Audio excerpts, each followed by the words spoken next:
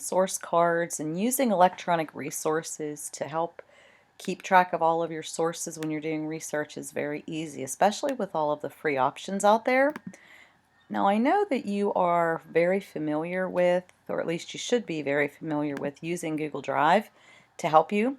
And the other day I talked to you about actually creating a place where you house all the links that you come across for doing your research.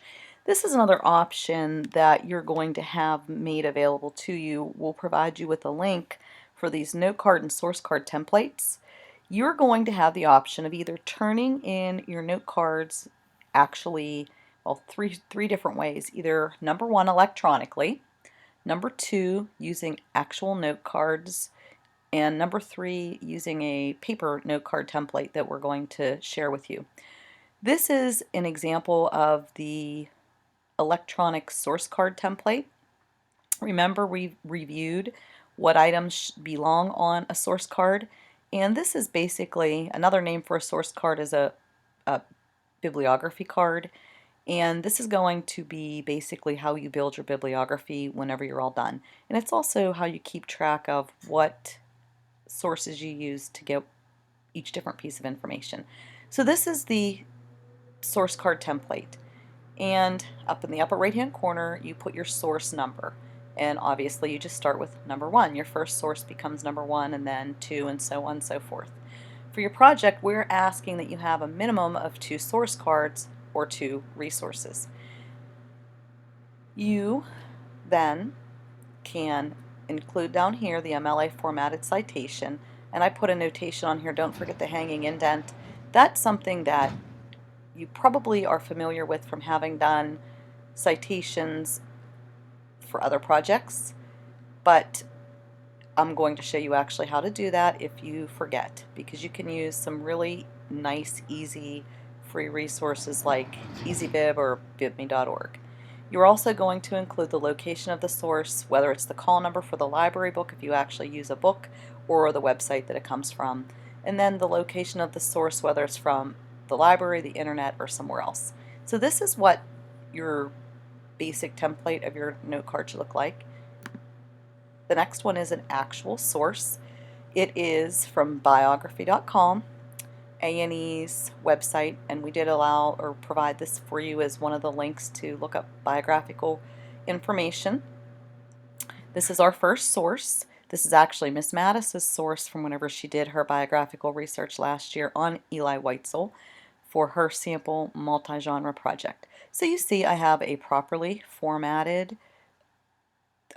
citation with the hanging indent where the first line is, it's actually backwards from a regular indent where the first line looks like it kind of sticks out a little bit, and then each subsequent line is indented. And I actually increased my font size on this so that you could see it really clearly. Down here I pasted another text box, and I actually put the live link in so that if I wanted to I could use this and go right back to that site. And then down here the location of the source is of course on the internet. So let me take you to where I got that information from. Here it is. This is a real resource, like I said, that Miss Mattis used, and you'll see in the note cards, you'll see the information that she paraphrased from here.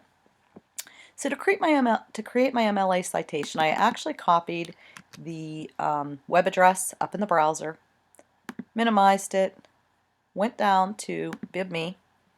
I already have an account created for BibMe, so it was really easy for me just to log in, and it'll prompt you to do so your first time using it. It's free and it's easy. And I selected the website option. I pasted my website here, asked it to find my website for me.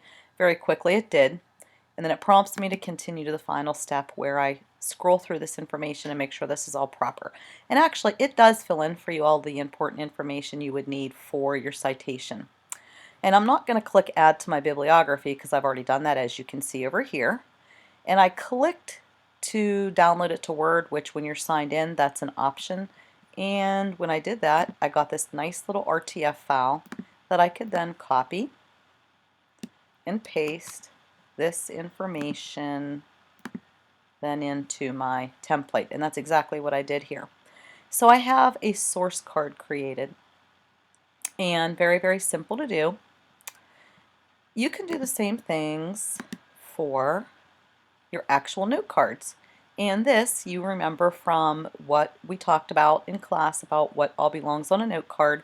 You remember this basic design. You have your place up in the upper left hand corner for the slug or the keyword, a place right in the middle for either the page number on which you found the information or the website from which you got it, and then the source number. If this was from my biography.com source, then I would put a source number 1. Right here would be the note or the answer to your research question.